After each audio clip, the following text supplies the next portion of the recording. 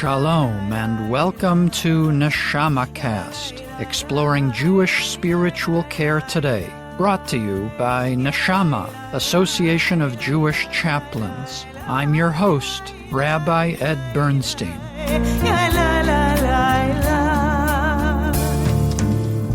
Rabbinate Alyssa Thomas Newborn, NAJC's immediate past president, held a public conversation with Riva Judas, founder and director of Nechama Comfort. The conversation, titled Holding Grief with Care, Chaplain Support After Pregnancy and Infant Loss, took place in a live Zoom gathering on February 11th, 2026.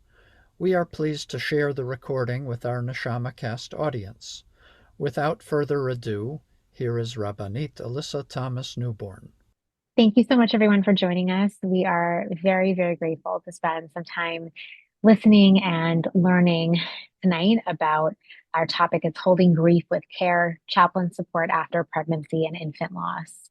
And I'm extremely grateful that we have the opportunity to learn from Riva Judas, who is the founder and director of Nechama Comfort, which is one of the foundational and innovative organizations that's been around helping Jews of all denominations as they experience, God forbid, but in encountering those moments of pregnancy and infant loss. So Riva is going to share with us a little bit about Nechama Comfort, about the work they do and the resources they provide, which are tremendous.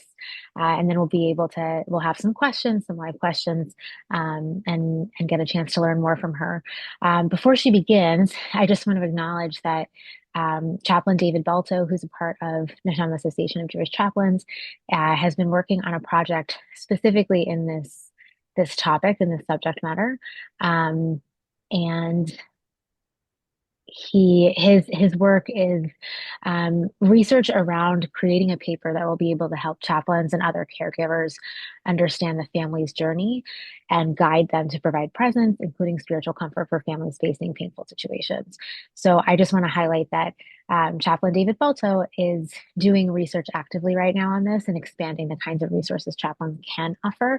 And so the conversation that we have with Riva, we're really looking forward both to learning from her and from Nechama Comfort, and also exploring in the future with David how we as Jewish chaplains can further utilize Riva's resources and begin to step into the space more fully. The last thing I'll say before I turn it over to Riva and get us started. So as many of you may know, I work at a hospital in New York where there's a children's hospital, and I do spend a lot of time in the pediatric setting, but especially with parents who are caring for NICU babies, for babies who are really struggling and ill, but also antepartum with women who are living in the hospital until they're able to give birth. And I've encountered that existential distress and need and loneliness and fear and anxiety and terror that can exist for families in those positions. And I also have mentioned this before, but I also personally have been on this journey with multiple losses. And I just want to say that what Nechama Comfort offers is such a supportive balm and source of love and embrace in some of the hardest moments that we don't really have so much ritual around, and that we don't necessarily commonly talk about in our community.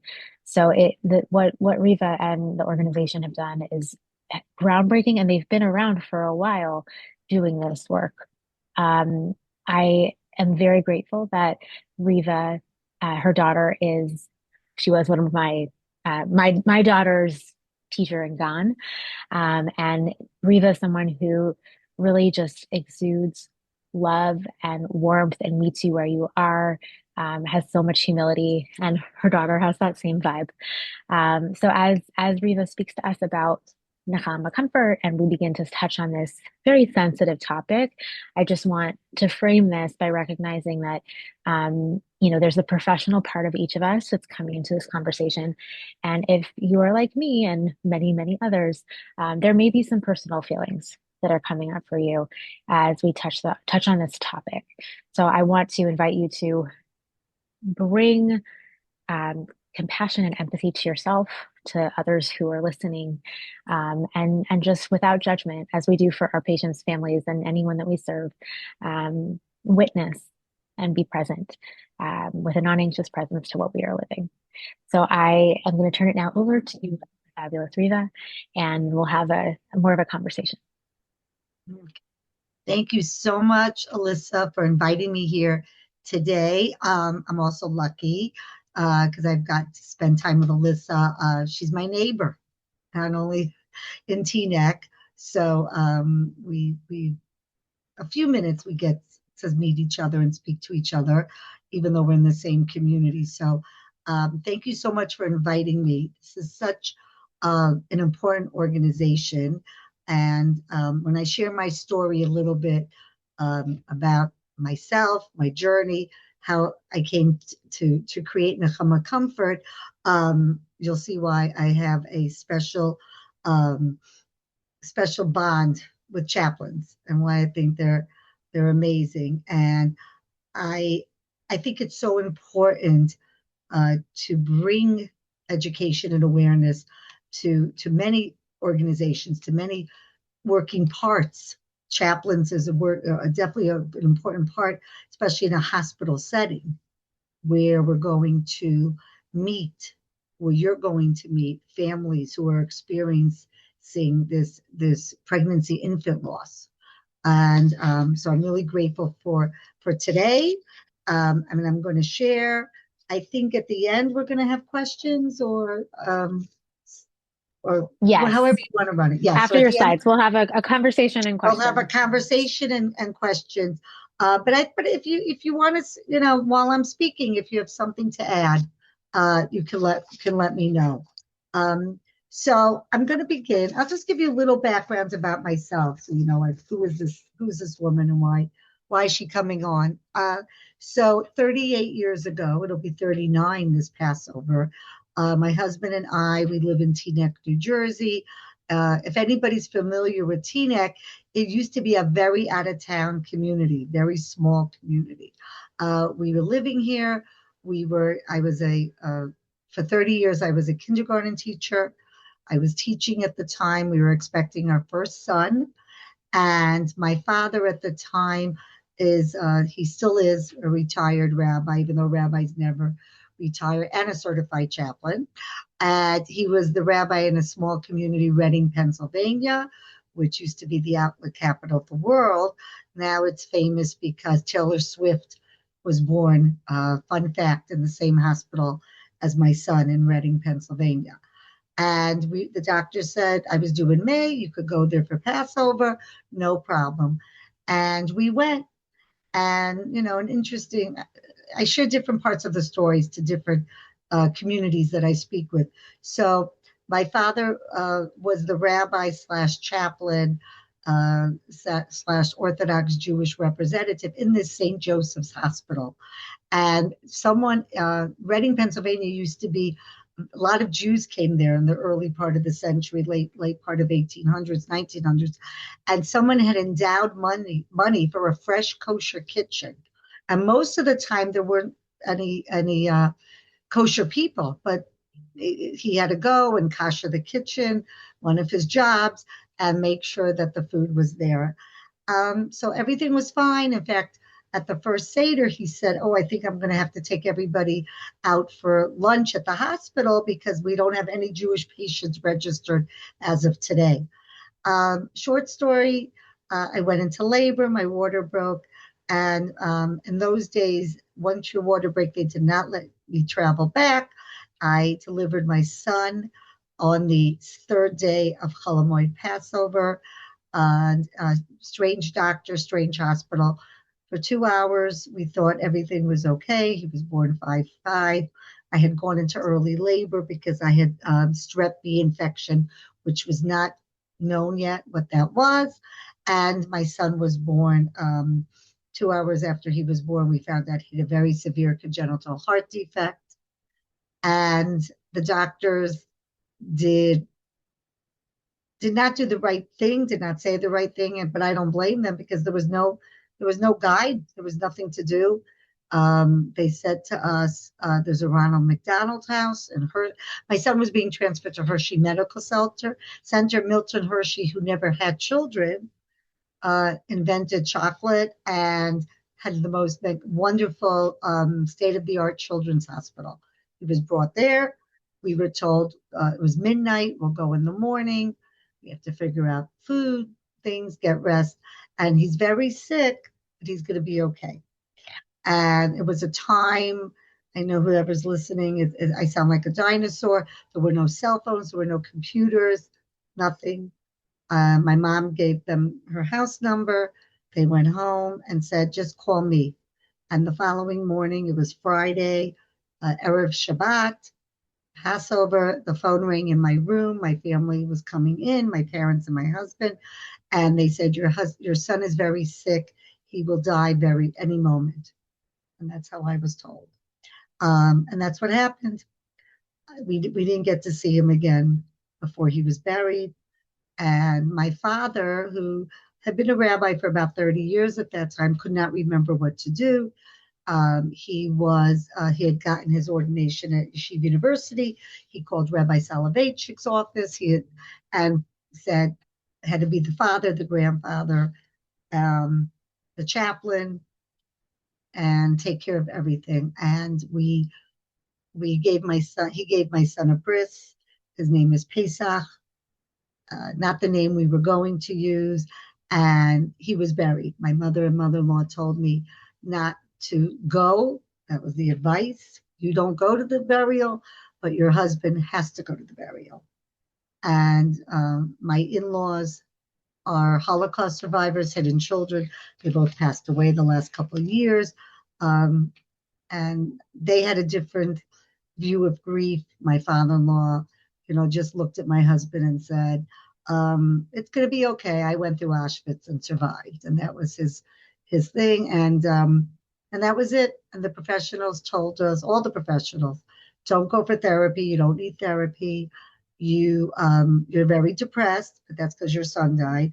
And the truth of the matter was there would be no therapists who could have even known there was no PTSD. Steven Spielberg had not reached out to Holocaust survivors yet. Nobody, it was a generation that we still whispered cancer. I don't even, the roles of the chaplains and the clergy at the hospitals were still just, to give the last rites or find out, burials. It was a very different time then. And that's what we did. And we went home back to Teaneck after a few weeks.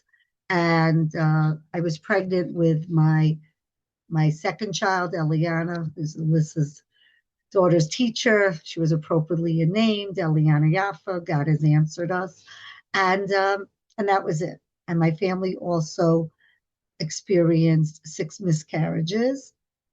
We have 4 living children. We have 9 grandchildren. And I would constantly look for help. I would look in the newspapers. I would see people would call me and say, I had a loss. My cousin in Boston had a loss. But if I see you, please do not, we're not going to talk about it. And that went on for a long time. One day, the local Lamaze teacher, who was a nurse at the hospital, told me she went for a training program called Resolve Through Sharing and was trained as a pregnancy infant loss facilitator in La Crosse, Wisconsin. And she called me up and I said, I think you're drinking because nobody cares about us. No, I don't know what you're talking about. And she said, no, really, come next month to the hospital. I'm going to have a support group and I want you to help. But in her wisdom, she knew that I needed to be helped. And I came, the Jewish community started to grow. She would ask me questions about Jewish law and culture, how we could be helping. And through that, I decided, okay, I'm going to go back. I'm going to be trained as a pregnancy infant loss facilitator. And the program came to New Jersey and started another support for Jewish families. Then I wanted to do more while I was teaching. I realized I had two people help me. We started fielding phone calls. We started a support group, and we started to do trainings because people were reaching out to us, communities and clergy, to train them. So I said, I need some more education. First, I thought about going to social work school, which I had deferred my acceptance for 7 years because I had just gotten married and then my son died. So I deferred that. And one day, the same woman, Johanna, called me up and she said, I think you should go for a chaplaincy program. I think that's what's going to help you. And she was right, because I knew I needed specifically that training, how to talk to people, how to do that pastoral care, even though I grew up in a rabbinical home. And I was a kindergarten teacher, which was very different. So it was, as we say, there are no coincidences. This program came down into Hackensack Medical Center in Hackensack, New Jersey. I took training for 2 years, and then the program closed. So that's why, and it was the best thing I ever did.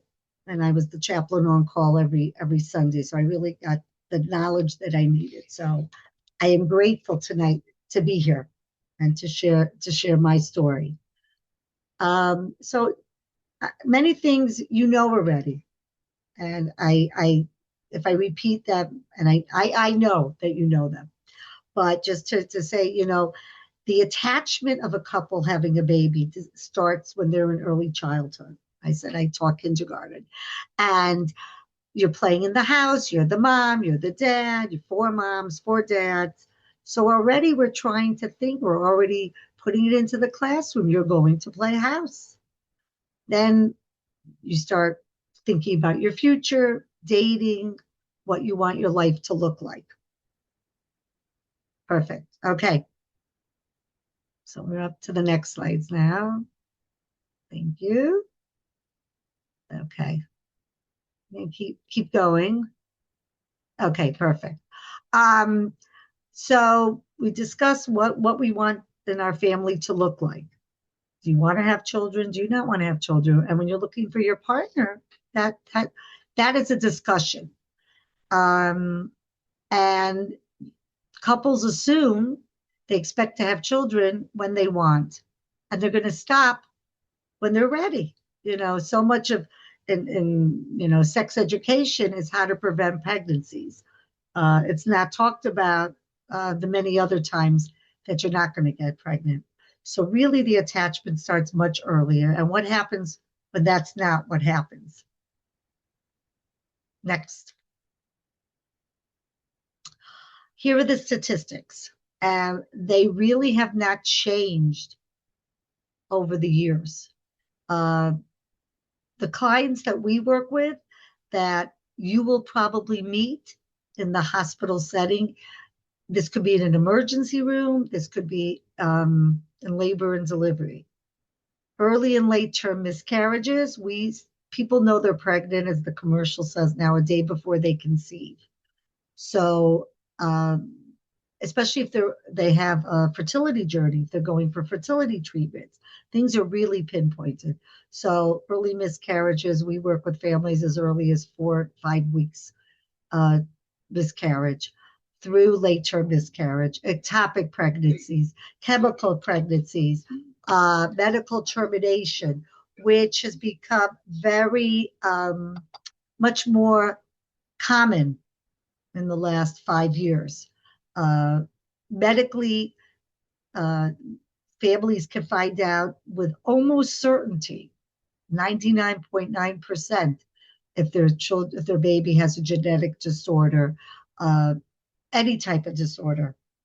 And many rabbis who are consulted, so in the Jewish communities, in all levels of observance, as Alyssa said, we work with couples, interfaith couples through Hasidim, and everybody in between. And they are sort of giving them the permission to allow them to terminate. Twin and high order birth laws, again, fertility treatments. Many more people are becoming pregnant with multiples. Stillbirth, SIDS, newborn death, infant death. And we work with families up to the age of 2. We recently had a family that had experienced the sudden death of an 18-month-old. 1 in 5 couples struggles with fertility. 1 in 4 pregnancies result in a miscarriage. And 26,000 stillbirths occur every year. So even though we have a lot of advancement, the numbers are still staying the same. And the awareness, education of couples and individuals, and because they know they're pregnant sooner, they know that they're miscarrying sooner. So every community is affected.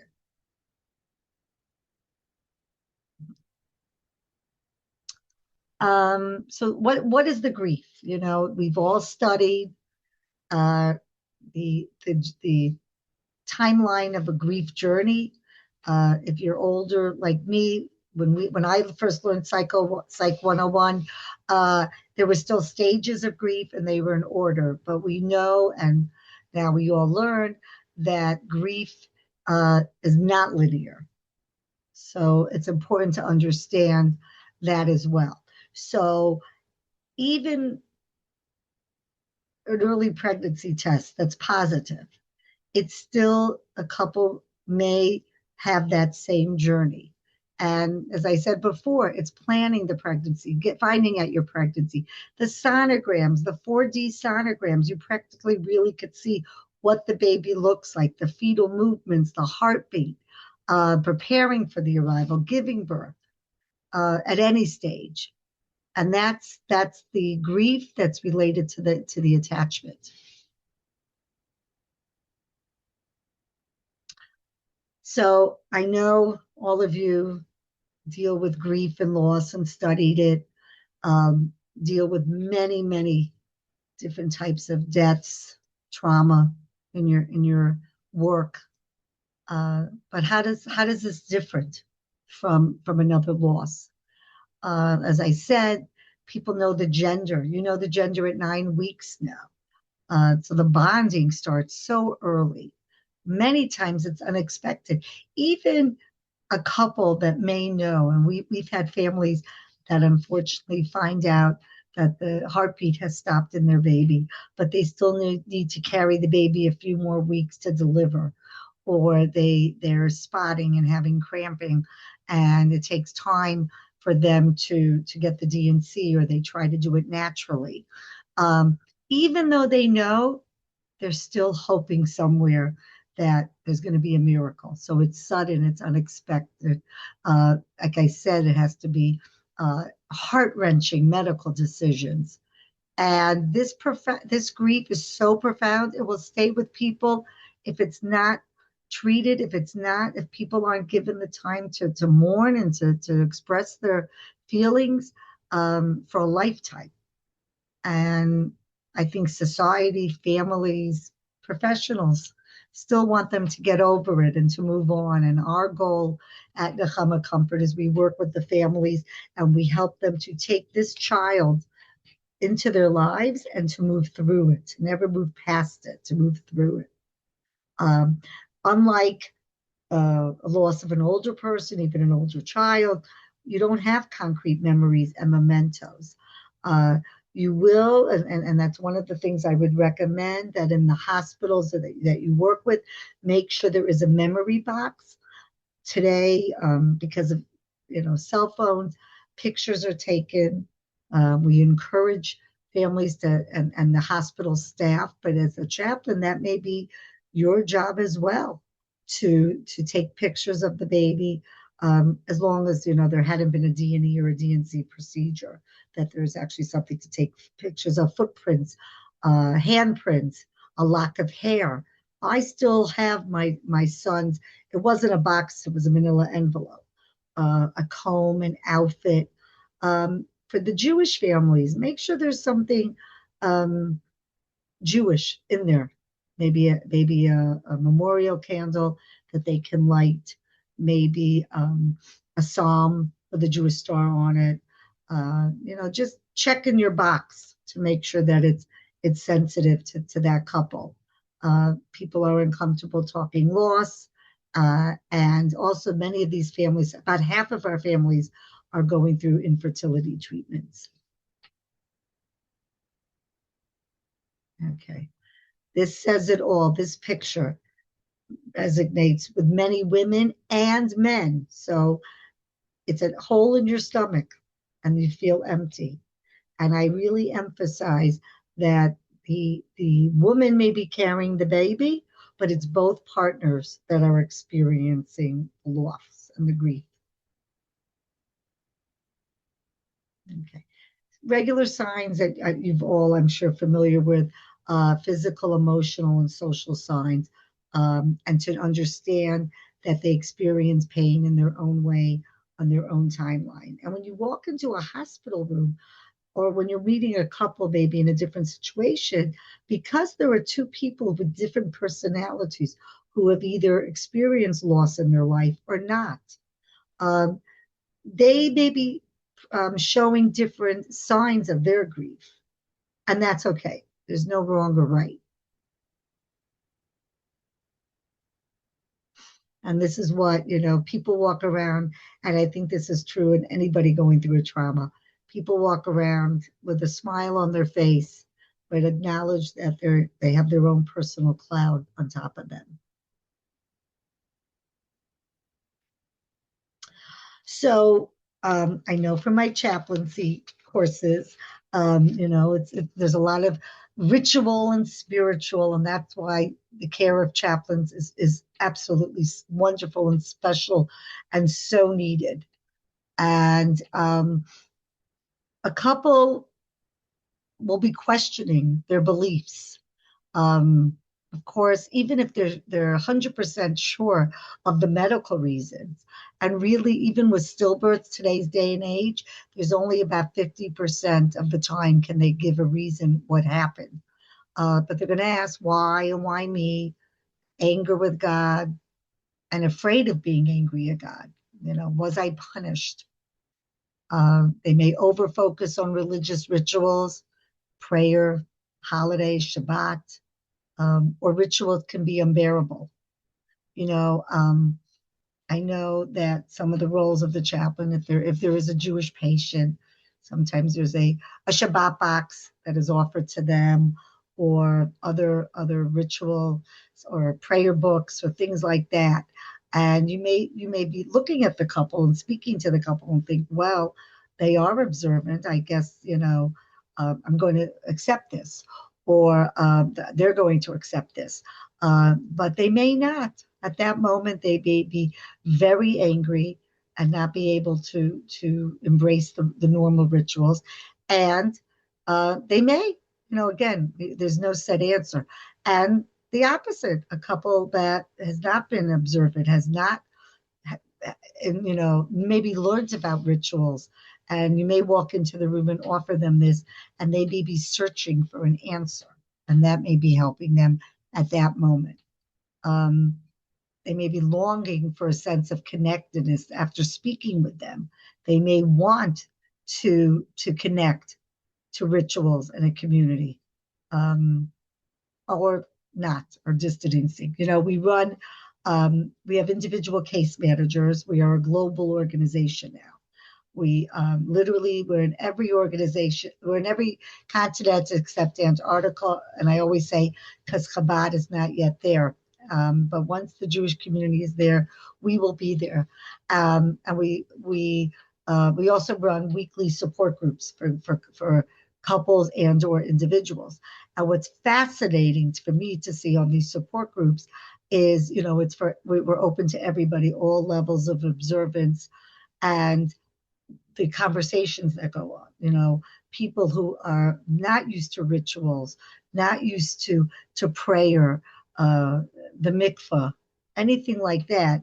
And then there are people who this is part of their daily lives, and the discussions, how the more practicing, they don't want to practice and embrace it, and the least practicing, they want to hear about these rituals and embrace it. So, and also when you're dealing with the couple, they may want to do, in terms of the burial, they want to make sure they're doing things the right way at this moment. I just want to add, Reva, because I know you said to jump in, Yes, yes. to add to that dialogue with you. I think, one of the roles that the chaplain can play is, we might be there in that moment of trauma. We might be there in that moment of shock. For a community chaplain, there may be more continuity and ongoing care. But usually, in these kinds of situations, as well as in other chaplaincy contexts, we might find ourselves there in the absolute worst moment of someone's life. And I think that it might be that a chaplain is there with the patient as she's delivering the stillborn.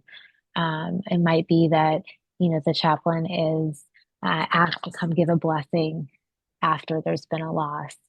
And I think what you were just outlining that, people, we surprise ourselves. Like in those moments, are we more drawn to ritual or less? Someone who maybe thought they would always want a support group in a situation may not, and I think that level of sort of, patience with oneself and our ability to be present and non-judgmental, is it's a privilege for us to step into that space. And so I just want to acknowledge, I think part of what you're getting at is you are, you're there in the crisis and you're also there in the ongoing support at Nechama Comfort. And I think, especially for chaplains who are primarily there in the context of the crisis, being able to hold that pain, the desire for meaning, but not having any answers. It's complex and it overlaps with a lot of different kind of care that we give. And at the same time, it is unique, as you were outlining. Yes, exactly. I agree. It's difficult to know what to do and what to say, and we're going to talk about that. All right, next slide. Okay, and this is, as I said, this grief and journey is just like any other grief and loss. It's like working with any couple, any individual at whatever age, for whatever the reason of death. It's the same thing for miscarriage and infant loss.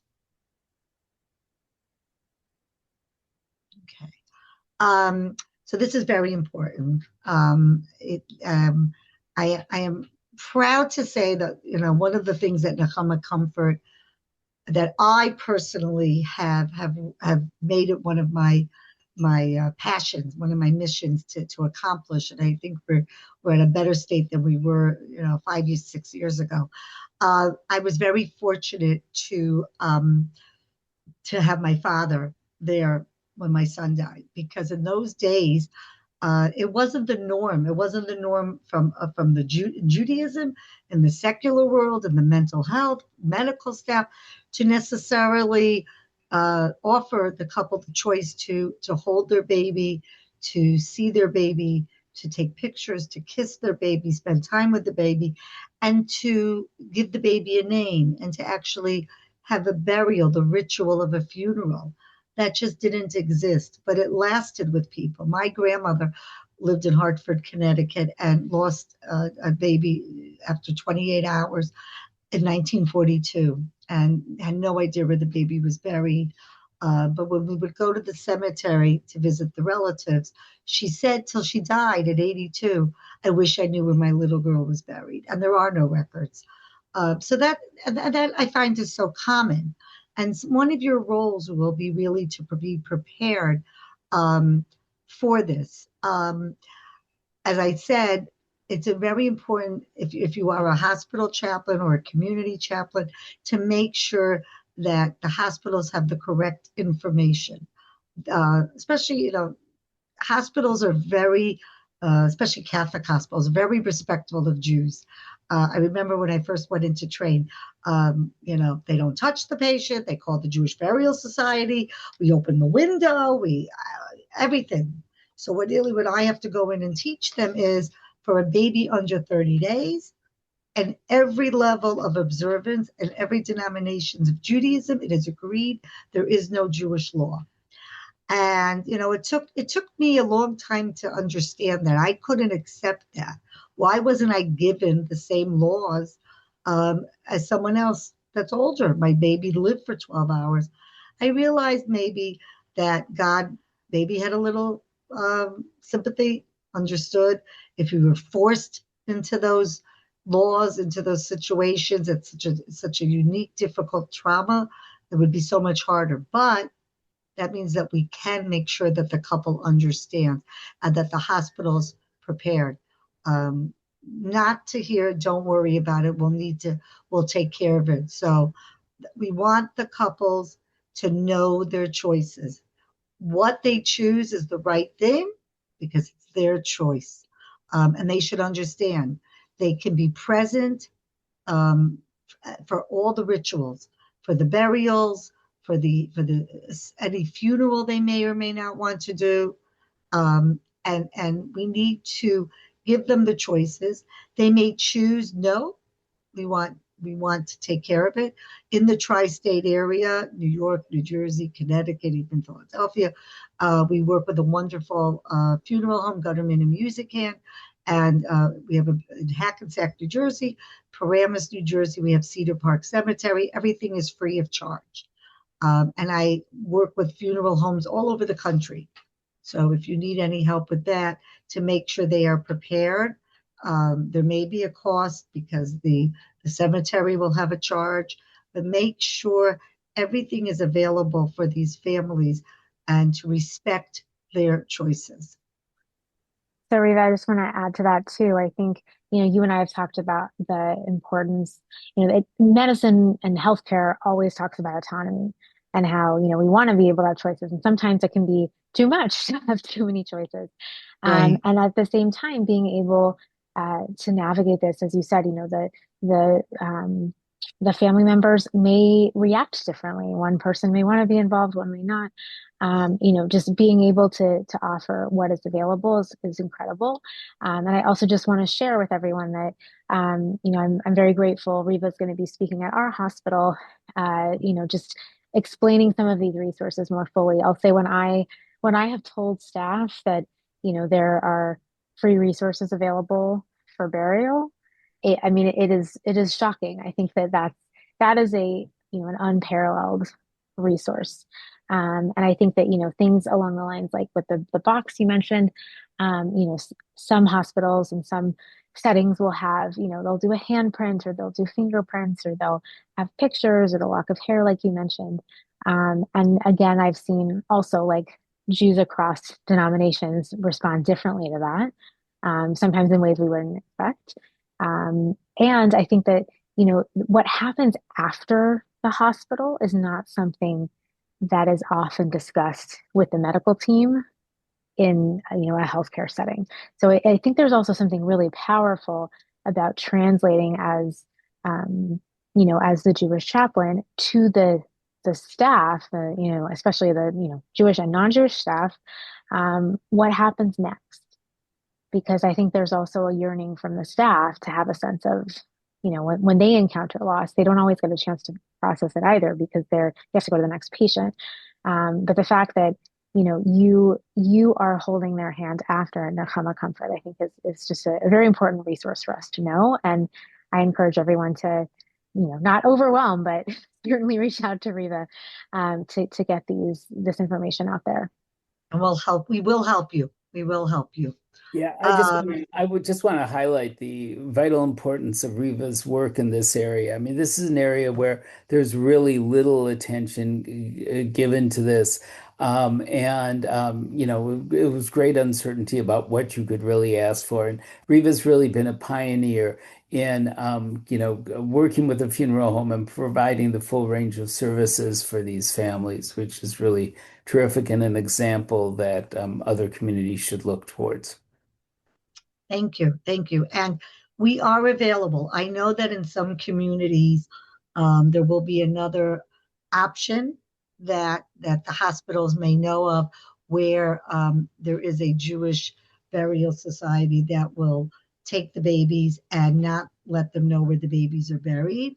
And that does not have to exist.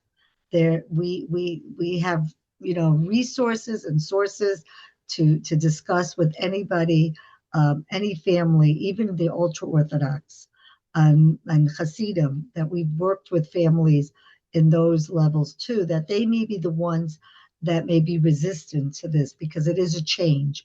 But even in the high court in Jerusalem, it is on the books that families can know where the babies are buried, and that is very important. And definitely, I'm going to give you a few more points, but definitely you can reach out at any time, and I can help you through this to make sure you're prepared. Okay. So here are the rituals. The preparation for burial. So we at Nechama Comfort, there is a preparation for adults, for older children, babies over 30 days, until old age, where they prepare. They do the tahara, the washing ritual. But for babies, I locally take care of it. It's just really preparing. We have a small casket, even early miscarriages, fetal demise, where many procedures, D&Es and D&Cs, will be performed in the hospital or the doctor's offices. We will take care of it. All the couple has to do is reach out to us at Nechama Comfort, or their contact at the funeral home in where they live, and to tell them to tell the hospital we will have a Jewish burial, and everything will be taken care of. We encourage the couples, again, to choose, if they want, to know they can give the baby a name, and that's at any stage, even an early miscarriage. It may be a name that they wanted to use. It may be a new name. You could, if they ask you for help, we suggest maybe something that's meaningful to them. We just had a baby that was named Amuna, faith. Something maybe about the season. There was a baby named Autumn. Something about a holiday. Something with the word light in it. So there are many suggestions that we can do, and I can speak to you or the couple. If it is a boy and there is something to do with circumcision, there is a brit milah. The burial society will take care of that. Parents can attend the baby burial or not. In the future, they can put up a headstone. There is no formal shiva or mourning time for a baby. That's in Jewish law, but they could have times for that. Memory objects, like I said, the memory box that will go home from the hospital. Some people create jewelry. Some people create gardens, plant seeds, plant leaves. These may be things that you may want to include in your box. They can light a candle. They can light a memorial candle. They can light a Shabbat candle. They can have the ritual of saying Kaddish, Yizkor. And again, reach out to me and I can send you this information too, because as the chaplain, you may be asked these questions. Okay, next. Okay, for everything, we live in a world of fixing. We Google, we chat GPT. Everything is fixed. Some things we just can't fix. The most helpful thing to do is listen. And that's hard. We know that's hard. But really, really important. My father, as I said before, is a retired rabbi, and he lives in a nursing home now, but his mind is sharper than mine.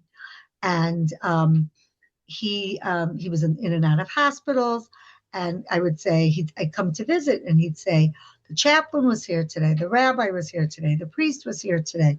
And I would say, how did it go? He said, well, he did the chaplain checklist. He said the prayer. We talked about things, and then he left. Obviously, he wasn't happy with that one.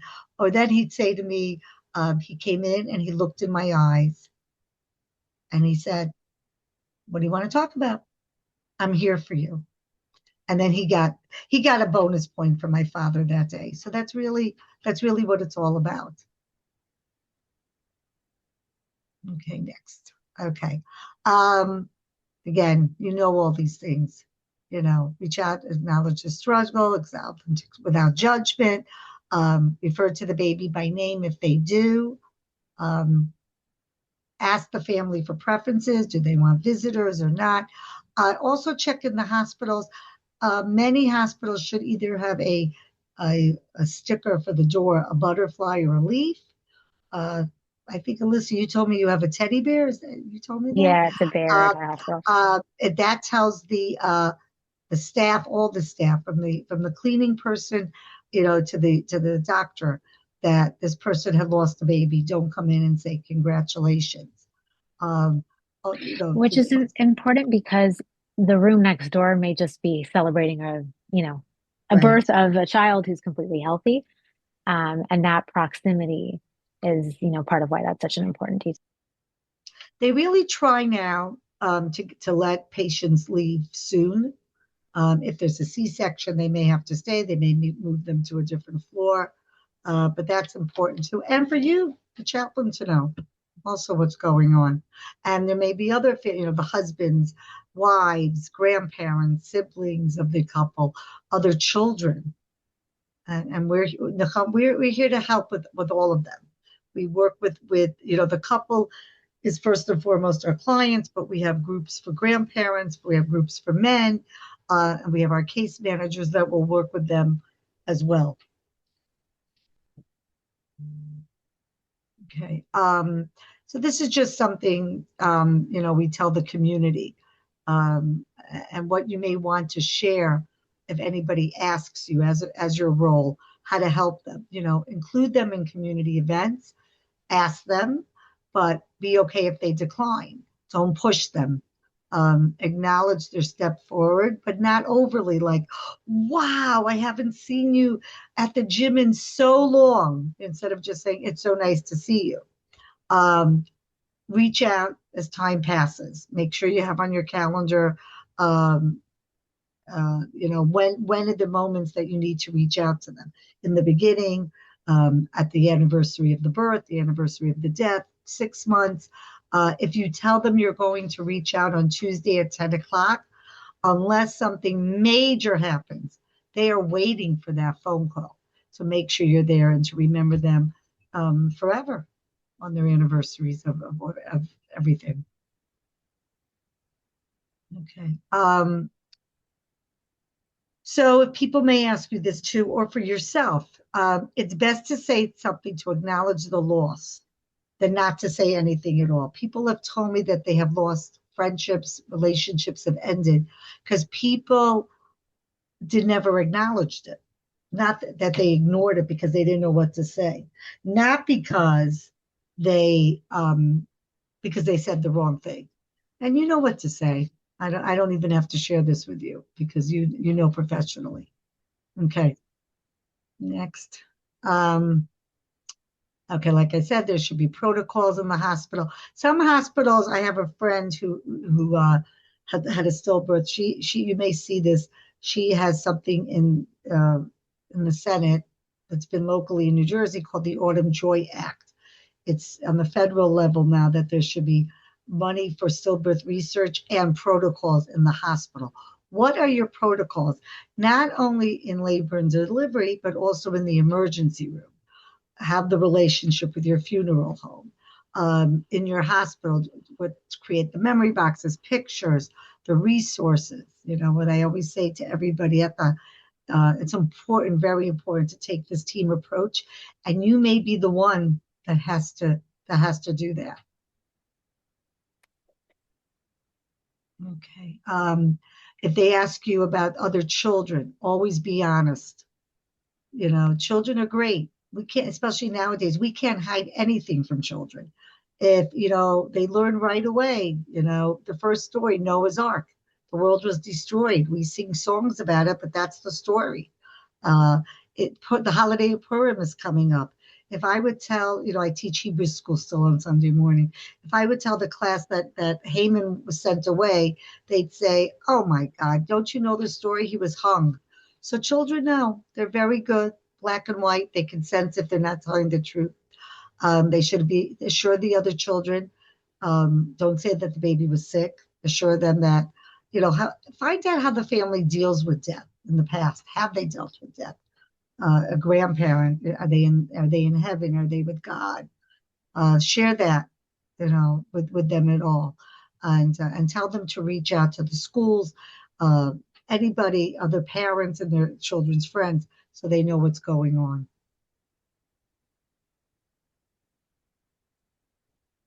Okay. So if you and many chaplains have gone through losses, pregnancy loss, infant loss, going through a fertility journey.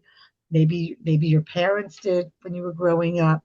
It may be difficult. You may be expecting a baby, and I always tell those people in professional situations that a family's not upset that you're pregnant. If you're walking into the room, they're upset that their baby was lost. So don't apologize that you're pregnant, but also take care of yourselves physically and be gentle with yourself. Make sure you have somebody to talk to about it.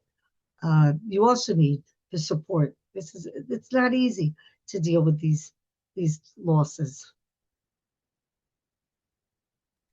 I also want to identify that sometimes the family, especially the woman, may have like postpartum issues that come up as well. Mm-hmm. And I think that, as you had mentioned, sort of like sometimes there's spotting or something, like just for the understanding that this isn't something that ends quickly for everyone. Like it's not even physically or emotionally, but there can even be like depression and anxiety associated afterward. So I appreciate, you had mentioned like being patient with oneself. I think that it's an important lens through which the chaplain can also see what the family is going through and also what they don't yet know. Talking about the hospital, hope many hospitals have gotten rid of. I hope some of them have, all of them. They come in and do the postpartum depression test to couples, which I don't understand anyway, because every new mother is tired and exhausted. But that we've really tried to encourage them and other organizations to not give the postpartum test, depression test to patients that just lost a baby. And the first one provides spiritual answers, but it's difficult to do that. Let them arrive at their own answer. Okay, next.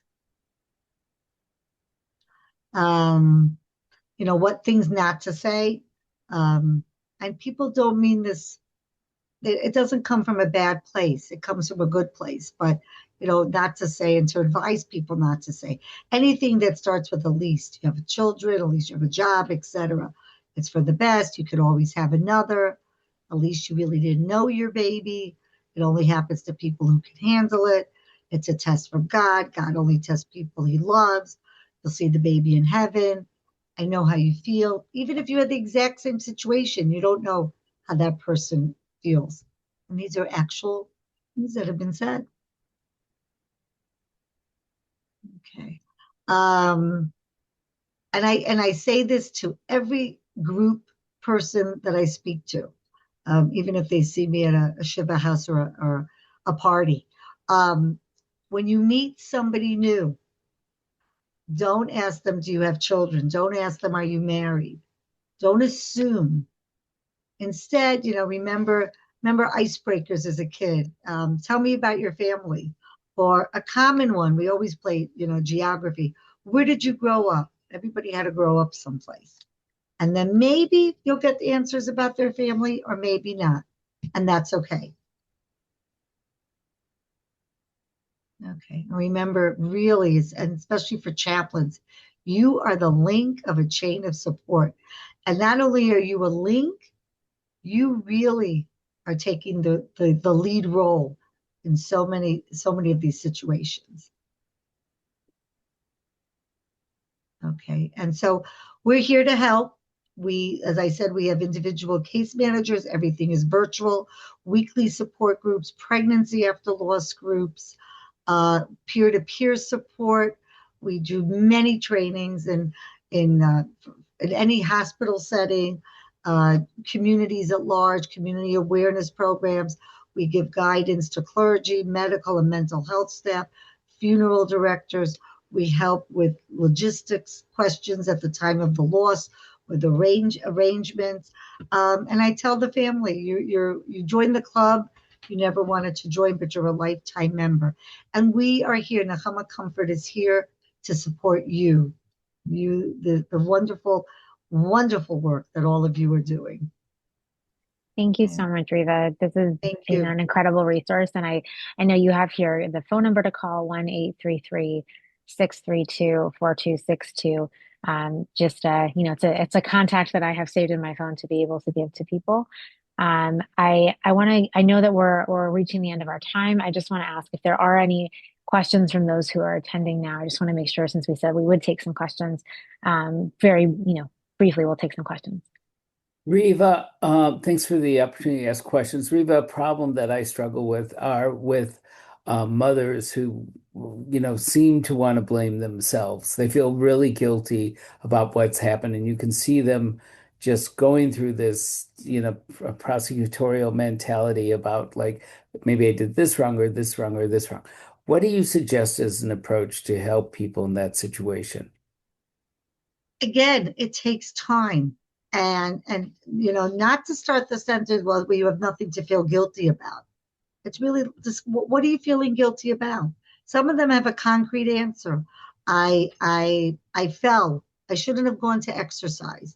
I exercised too much. I didn't take care of myself. I got a cold. I lifted my other child. Or something, it will be spiritual guilt. I didn't pray hard enough. I didn't do this. I didn't do that. Because they want a concrete answer. So it's easy to blame ourselves. It's easy to feel guilty. So it's really about saying, tell me why you're feeling guilty. Let's discuss it. And then, if it's a medical thing, they tell you to say, we've talked with your doctor. It's nothing that you could have prevented. I always tell couples at some point, we're not Catholic. We don't get punished for our actions. Nobody could tell us why God has, we don't know. But it's really to let them talk about it, and they're going to come to a place that the guilt will eventually go away, but it will take time and discussion for them. And the father may feel guilty too. Yeah. Can you say a bit more? You said you want to help the family to take the child into their lives. Can you, ground that a bit more, give us some more detail of what you do to help the family take the I think child? by acknowledging them that it's their child, even with an early miscarriage, this is their child. The child, as we tell them, that live in your hopes and dreams. They are part of your family history. If somebody asks me how many children I have today, because of what I do, I say 4 living children. But I may not always say that. If I'm at the supermarket and I don't feel like getting into a discussion, I'll say I have 4 children.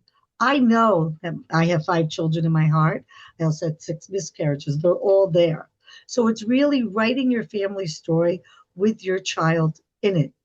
And for people to understand, that's going to be differently. Maybe you're going to light a Shabbat candle. Maybe you're going to hang the picture up of your baby with the rest of your children. Or maybe you're going to just have that child, that sonogram picture, and keep it in the drawer in your nightstand. But this child is part of and we're giving them the permission to make this child a part of their lives. And that's why these awareness programs are so important.